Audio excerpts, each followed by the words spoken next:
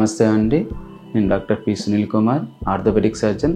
మన అశ్విని హాస్పిటల్లో గత 2 ఇయర్స్గా వర్క్ చేస్తున్నాను. ప్రధానంగా ఈరోజు మనం మోకాల అరుగుదల అదే ఆస్టియోఆర్థరైటిస్ గురించి మాట్లాడుకుందామండి. ఇది రావడానికి ప్రధాన రీజన్ ఫ్యామిలీ హిస్టరీ కావచ్చు.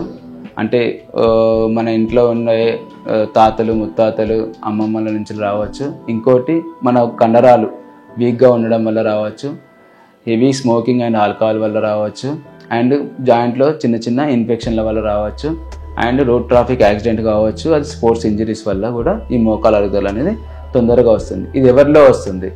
మిడిల్ ఏజ్ గ్రూప్లో అండ్ ఓల్డ్ ఏజ్ వాళ్ళలో ఇది ప్రధానంగా మనం చూస్తాం. దీనికి గల లక్షణాలు, దీనివల్ల మెయిన్గా పెయిన్ డ్యూరింగ్ వాకింగ్. పెయిన్ అనేది మనం నడుస్తున్న కొద్దీ మోకాల్లో బాగా తీవ్రంగా వస్తూ ఉంటుందండి.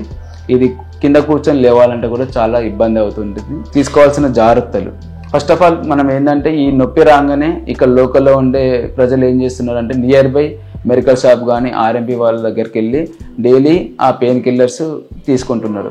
ఇది అధిక మొత్తాల్లో ఈ పెయిన్ కిల్లర్స్ వాడడం వల్ల ఫ్యూచర్లో వాళ్ళకు కిడ్నీ సమస్యలతో పాటు అల్సర్స్, పేగులల్లో పుండ్లు కావడం కానీ జరుగుతుంది. దీన్ని తీసుకోవాల్సిన జాగ్రత్తలు మెయిన్గా daily activities, walking and running అలాంటివి చేయాలండి.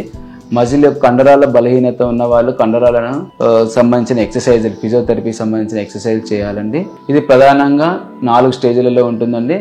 స్టేజ్ 1 వచ్చేసి ఫిజికల్ యాక్టివిటీతోని దీన్ని తగ్గించుకోవచ్చు. స్టేజ్ 2 వచ్చేసి ఫిజికల్ యాక్టివిటీతో పాటు ఎముకల్లో మనం ఇంజెక్ట్ హైలూరోనిక్ యాసిడ్ అనే ఎముక గుజ్జుని మనం ఇంజెక్ట్ చేస్తామండి. స్టేజ్ 3 వచ్చేసి పిఆర్పి అనే కొత్తగా వచ్చిన ట్రీట్మెంట్ వల్ల పిఆర్పి ద్వారా దీన్ని నయం చేయొచ్చు అండి. స్టేజ్ 4 అనేది ఇది సివియర్గా ఉంటుంది. దీనిలో కంప్లీట్గా మోకాళ్ళ మధ్యలో ఉండే స్పేస్ అనేది తగ్గిపోతుందండి. దీనికి నీ రీప్లేస్మెంట్ ఒకటే మార్గం. మీకు ఇలాంటి ఏమైనా సమస్యలు ఉంటే దగ్గరలో మన అశ్విని హాస్పిటల్ ఉందండి, అందరికీ అందుబాటులో. నేను 24 గంటలు మీకు అందుబాటులో ఉంటాను అండి. ఏ టైంలో వచ్చినా మీకు దానికి సంబంధించిన ట్రీట్మెంట్, దాని మీద అవగాహన కల్పిస్తాను.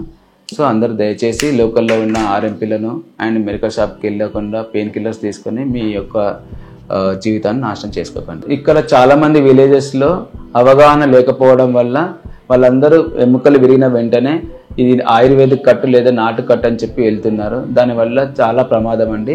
రక్తం గడ్డగట్టడం కానీ, ఇంకోటి ఇన్ఫెక్షన్ రావడం వల్ల కానీ, ఇంకోటి ఎముక అనేది దాని ప్లేస్లో కాకుండా వంకర కత్తుకోవడం వల్ల పేషెంట్కి చాలా ఇబ్బంది అవుతుందండి ఫ్యూచర్లో. సో అందరూ తమ యొక్క ఆర్థోపెడిక్ సర్జన్ దగ్గరికి వెళ్ళి దానికి సంబంధించిన ట్రీట్మెంట్ తీపించుకోవాలని మనవి.